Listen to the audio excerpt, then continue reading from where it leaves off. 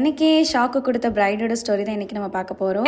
நான் உங்கள் பிங்கி. ஸோ இன்றைக்கி இந்த பிரைடோட ஸ்டோரி தான் நம்ம வந்து பார்க்க போகிறோம். ஸோ இவங்க தான் நம்ம sweet heart client.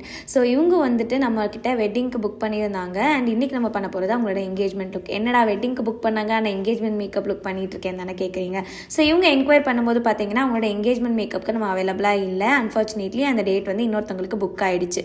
So last மினிட்ல என்ன ஆகிட்டுன்னு பார்த்தீங்கன்னா அந்த இன்னொரு கிளைண்ட்டோட வீட்டில் ஏசி இல்லாத ரீசனால நம்ம ஸ்டுடியோக்கே வந்து ரெடி ஆகுறேன்னு சொன்னாங்க. ஸோ அதனால நம்ம ஸ்டுடியோங்கிறதுனால 2 கிளைண்ட் ஆப்வியஸாக நம்ம வந்து ரெடி பண்ணிடலாம் அப்படின்ற ரீசனால இவங்களும் லாஸ்ட் மினிட் வரைக்கும் யாருமே புக் பண்ணாமல் இருந்தனால நம்மளே வந்து புக் பண்ணிட்டாங்க.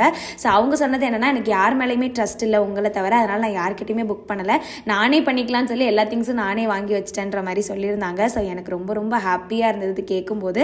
அண்ட் ஒரு பக்கம் ஷாக்காகவும் இருந்தது. பிரைடோட ஸ்கின் டோன் கொஞ்சம் கூட மாறக்கூடாதுன்னு சொல்லியிருந்தாங்க. ஸோ அதேமாதிரி சூப்பராக நம்ம வந்து பண்ணி கொடுத்துட்டோம். அண்ட் அவ்வளோ வேத்தும் மேக்கப் வந்து அப்படியே ஸ்டே ஆகிருந்தது. ஸோ இந்த வீடியோ பிடிச்சா மறக்காம